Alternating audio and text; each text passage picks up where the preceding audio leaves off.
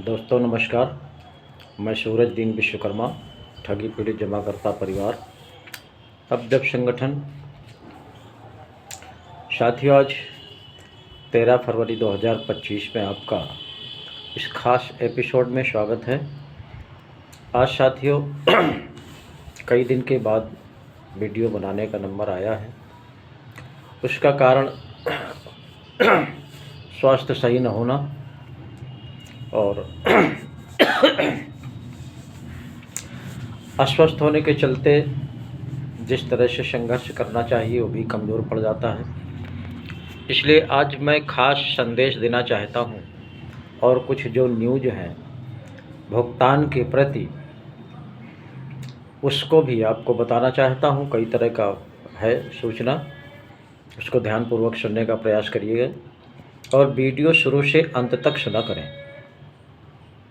हमारे बहुत से साथी हैं, बस थोड़ा सा सुने, इसके बाद तुरंत कमेंट कर दिया कि हम लोग वीडियो सुनते सुनते ऊब गए या कान पक गए या और भी तमाम तरह के कमेंटबाजी। कुछ तो गारंटी ले लेते हैं कि भुगतान ही नहीं होगा, पत्थर की लकीर है, और भी तरह तरह से कमेंट कर लेते हैं।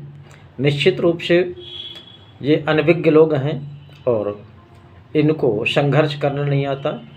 जो व्यक्ति काहिल होता है या दलाल होता है या फ्रॉडी होता है, 420 होता है, उसी के मन में तमाम तरह की नेगेटिविटी बनी रहती है।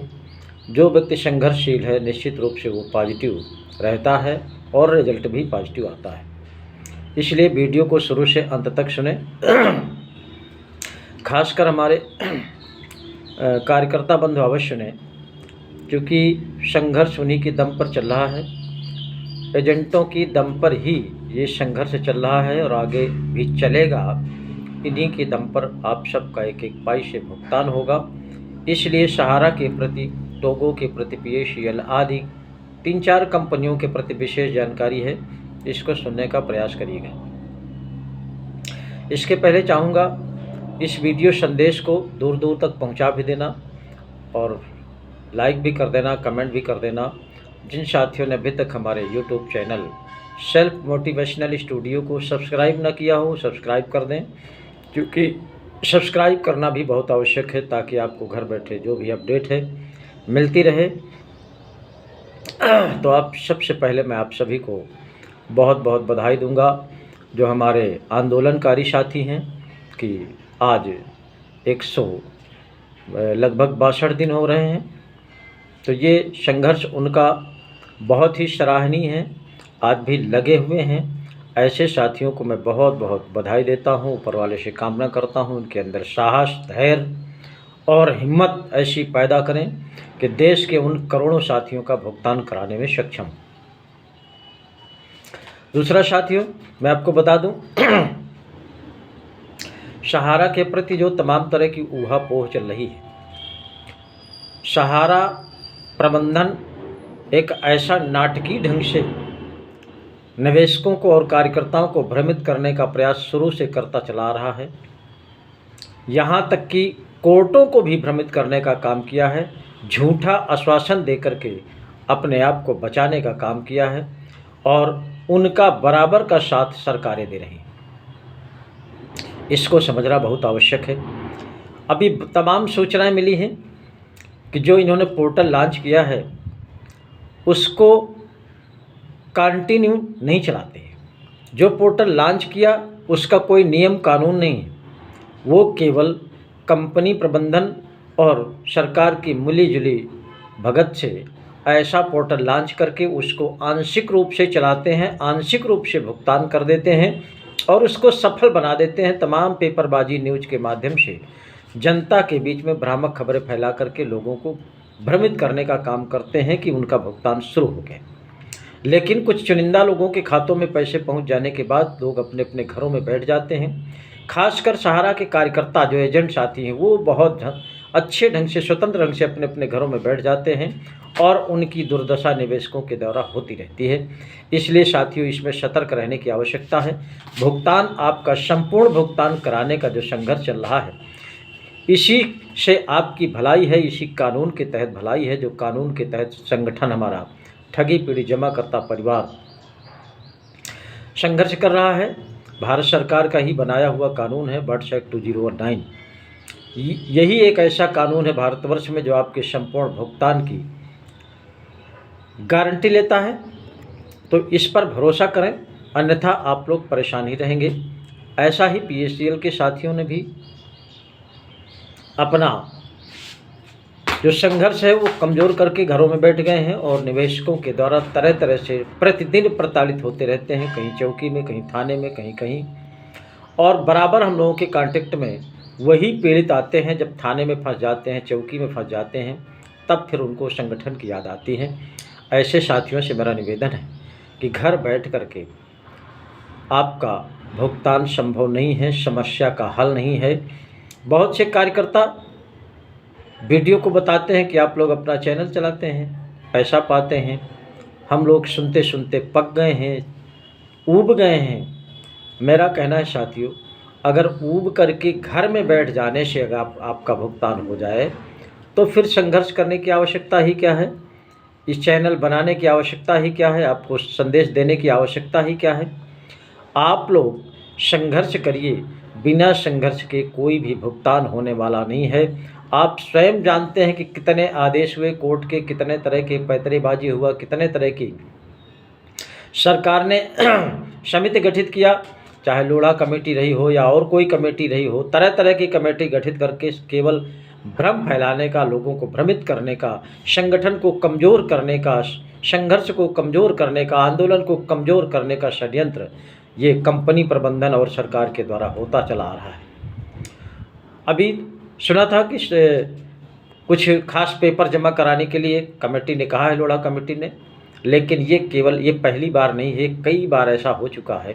ये केवल सबको भ्रम फैला करके लोगों को शांत कराने का प्रयास किया करते हैं। इससे आप सबको सतर्क रहने की आवश्यकता है। इसी तरह अन्य कंपनी के भी तमाम मैटर हैं। हमारे टोगो रिटेल मार्केटिंग लिमिटेड की FIR फतेहपुर जनपद में हुई थी, उसमें विवेचना दरोगा ने लगा दिया है। उसकी नकल निकाल करके कल इसमें लगा दी जाएगी, आप लोग देख लेना, पढ़ लेना। तो ये कानूनी प्रक्रिया हमारी चलती रहेगी, लेकिन इससे किसी का आज तक कोई भुगतान नहीं हुआ है। इसलिए आप सबको कानूनी कार्रवाई के साथ साथ बर्ड्स एक्ट 2019 के तहत जो संगठन की तरफ से आंदोलन चल रहा है, उस आंदोलन में आपको बड़ी सक्रियता से लगने की आवश्यकता है। बिना संघर्ष के कोई आपकी बात को सुनने वाला नहीं है। सरकारें सब कुछ जानती हैं कि कितना पब्लिक परेशान है अपना पैसा पाने के लिए, लेकिन कोई भी नेता, किसी भी दल का नेता, चाहे वो सरकार पक्ष का हो या विपक्ष का हो, कोई भी नेता आपके भुगतान की चर्चा नहीं करता है। इसलिए आप ये मान करके चलिए कि आपका पैसा वापस दिलाने के लिए चाहे सत्ता दल हो, चाहे विपक्षी दल हो, ये नहीं चाहते कि आपका पैसा वापस मिले। उसके कारण है कि उन्हीं ठगों से, उन्हीं ठग कंपनी से तमाम राजनीतिक दलों को मोटी मोटी रकम यानी चंदा के रूप में मिलती है। इसलिए कोई भी राजनीतिक दल आपके भुगतान के प्रति मुंह खोलने को तैयार नहीं है। विपक्ष में बैठे लोग भी तरह तरह की अफवाहें सरकार की फैलाते रहते हैं, सरकार के खिलाफ हमेशा खड़े रहते हैं, लेकिन जनता के हित के लिए कभी नहीं खड़े होते। इसीलिए चाहे वो सत्ता दल हो, चाहे विपक्ष के दल हों, ये सभी ठगों के दलाल हैं, ठगों के साथी हैं। ठगों के संरक्षण में ये भी अपना राजनीतिक दल चलाते हैं, सरकार में पहुंचने का प्रयास करते हैं। तो इनसे भी किसी को उम्मीद रखने की आवश्यकता नहीं है। अब जब साथियों सरकार नहीं सुनेगी आपकी, कोई राजनीतिक दल नहीं सुनेगा, कोई सोशल संगठन नहीं सुनेगा, तमाम मीडिया चैनल नहीं सुनेगा, तो निश्चित रूप से साथियों ये आपकी पीड़ा आपको अपने दम पर लड़नी होगी। हमारे आंदोलनकारी जितने भी हैं वो सभी पीड़ित हैं, सभी अपना पैसा वापस पाने के लिए, सभी अपनी गाढ़ी कमाई वापस पाने के लिए वो स्वयं आंदोलन कर रहे हैं। किसी के दम पर नहीं है, अपने ही दम पर, अपने ही खर्चे से, अपने ही व्यवस्था के साथ वो बराबर आंदोलन कर रहे हैं। लेकिन संख्या जिस तरह से होनी चाहिए वो संख्या भरपूर न होने के कारण संघर्ष कमज़ोर है। सरकारें स्वतंत्र हैं, ठग स्वतंत्र हैं, लेकिन आंदोलन का इतना असर जरूर पड़ा है कि सरकारों ने संज्ञान लेना शुरू कर दिया है। इस कानून के तहत तमाम जिलों में भुगतान पटल खुल गए हैं। उन भुगतान पटल के माध्यम से प्रत्येक निवेशक के भुगतान के दावे जमा हो रहे हैं। ये सबसे बड़ी बात है। ये किसी की दम नहीं है, ये संगठन की दम से, उस कानून की दम है जिस कानून को भारत सरकार ने 2019 में बनाया था, अनियमित जमा योजनाएं पाबंदी अधिनियम 2019। उसी कानून का नतीजा है कि संगठन ने जोर दे करके सरकारों से या जिलाधिकारियों से भुगतान पटल की स्थापना कराई, भुगतान के दावे जमा हो रहे हैं। ये कानून की दम है। इसलिए साथियों, किसी को भ्रम में पड़ने की आवश्यकता नहीं है। बहुत से एजेंट साथी जो घरों में बैठे हुए हैं, उनसे भी मेरा निवेदन है, अगर आप लोगों ने समय रहते भुगतान प्रक्रिया को शुरू कराने में सहयोग नहीं किया तो निश्चित रूप से आने वाला समय किस तरह का होगा आप स्वयं जानते हैं, इसमें बताने की आवश्यकता नहीं है। दूसरा साथियों, भुगतान तो अब होगा, कोई नहीं रोक पाएगा। भुगतान निश्चित होगा, वो भी बर्ड्स एक्ट 2019 के तहत होगा। ये गारंटी वाला कानून है, और जब गारंटी वाला कोई कानून जनता के लिए बन जाता है तो वो जनता का अधिकार है। और जनता देश की जागरूक हो चुकी है। देश की जनता भले ही संघर्ष में ना रही हो या ना आ रहे हों, लेकिन इस कानून के तहत जहां भी पटल खुले हुए हैं, सभी अपना अपना भुगतान का दावा प्रस्तुत करते चले आ रहे हैं। आज भी हो रहा है। फतेहपुर जनपद में तो निरंतर प्रतिदिन भुगतान के दावे जमा हो रहे हैं। फतेहपुर जनपद साथियों को मैं बधाई देना चाहता हूं कि हमारे आंदोलनकारी, हमारे तमाम संगठन के वो साथीगण आज भी बड़ी तन्मयता से लगे हुए हैं, तन मन धन से लगे हुए हैं। निश्चित रूप से इनका जो आगे का कार्यक्रम है वो 16 फरवरी 2025 को एक बैठक है, विशाल बैठक है। कार्यकर्ता बंधु उसमें उपस्थित होंगे, निवेशक बंधु उपस्थित होंगे, संगठन के तमाम पदाधिकारी उपस्थित होंगे।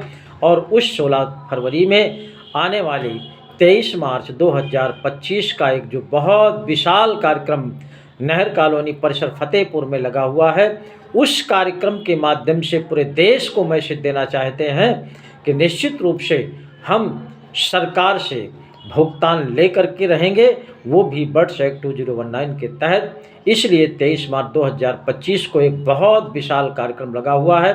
अगल बगल जिले के तमाम लोग वहाँ पधार रहे हैं नहर कॉलोनी परिसर फतेहपुर में। वहाँ पर आप सभी सादर आमंत्रित हैं। आइए 23 मार्च 2025 को नहर कॉलोनी परिसर फतेहपुर में उपस्थित होकर के हमारे संगठन का जो आदेश है कि उस दिन हमारे हजारों कार्यकर्ता संत वेशभूषा धारण करेंगे, संत वेश में रह करके अपना जीवन ईमानदारी से व्यतीत करते हुए बर्ड्स एक्ट 2019 के तहत देश के 40 से 45 करोड़ निवेशकों का भुगतान कराने के लिए संघर्ष करेंगे। और वो संत वेश केवल समाज सेवा के भाव से होगा, ना कहीं किसी को दलाली देना है, ना कहीं किसी को घूस देना है, ना कहीं किसी को प्रताड़ित किया जाएगा किसी भी तरह से। अगर कहीं किसी को अनावश्यक कोई प्रताड़ित करता है तो उसकी सूचना आप संगठन को देंगे, संगठन उससे आपको निवृत्त दिलाएगा और निश्चित रूप से एक एक पाई से सभी का भुगतान कराएगा। यही संकल्प हमारे संगठन ने लिया था, जो आज लगभग 6वां महीना चल रहा है। 1 सितंबर 2024 से लगातार आंदोलन हमारा चल रहा है और ये तब तक चलता रहेगा जब तक एक एक पाई से सभी कंपनियों का भुगतान नहीं हो जाता।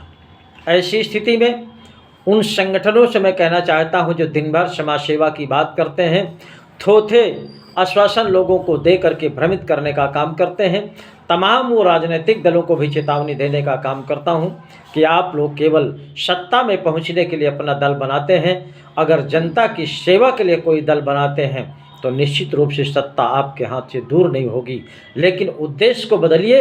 उद्देश्य सत्ता में पहुंच करके आप लोग अपनी जीवन लीला अच्छी से चलाना चाहते हैं, जनता का क्या होगा इस पर आप लोग विचार नहीं करते और बिना जनता के सहयोग के आप लोग सत्ता में नहीं पहुंच सकते। तमाम मैंने उन संतों को भी देखा है जो झूठे तरह के अफवाह फैला करके कोई हिंदू राष्ट्र बनाने की बात करता है, कोई और तरह की बात करता है। मैं तो कहता हूँ सबसे पहले इस देश को उन ठगों से मुक्त कराया जाए, इसके बाद में कोई भी, चाहे हिंदू राष्ट्र बनाइए या कोई भी बनाइए, जिसमें जनता का पहले हित छिपा है, जनता को लूटा गया है, उन लूटे हुए ठगों को सबसे पहले इस देश से बाहर करके उनको फांसी के फंदे पर चढ़ाने का काम किया जाए।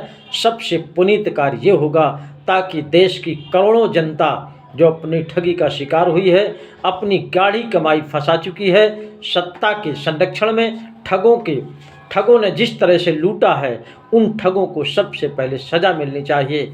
इसके बाद जब ये ठग मुक्त हो जाएगा देश, तो फिर कोई राष्ट्र अलग से बनाने की आवश्यकता नहीं पड़ेगी। हमारा जब ठग मुक्त भारत होगा तो देश की जनता स्वतंत्र ढंग से अपना जीवन व्यतीत करेगी, हर्षोल्लास के साथ अपना जीवन चलाएगी। हमारे जो हजारों लाखों करोड़ों कार्यकर्ता आज दर दर की ठोकरें खाते फिरते हैं इधर उधर, हमारे एजेंट साथी जो घर के न रहे न घाट के रहे, आज उनका जीवन किस तरह से व्यतीत हो रहा है, उन कार्यकर्ताओं से पूछें। और उन कार्यकर्ताओं से मैं कहना चाहता हूं जो तमाम तरह का सुसाइड करके अपनी जीवन लीला को समाप्त करना चाहते हैं, या तमाम घर द्वार छोड़ करके बाहर निकलना चाहते हैं, या डिप्रेशन का जो शिकार हो चुके हैं, उनसे भी मैं कहना चाहता हूं कि ये रास्ता आपका सही नहीं है। आप एक इंसान हैं, इंसानों ने ठगा है। ये इंसानियत कहती है कि आप संघर्ष करके अपने साहस का परिचय देते हुए संगठन के साथ जुड़ करके भुगतान एक एक पाई से लेने का साहस पैदा करिए।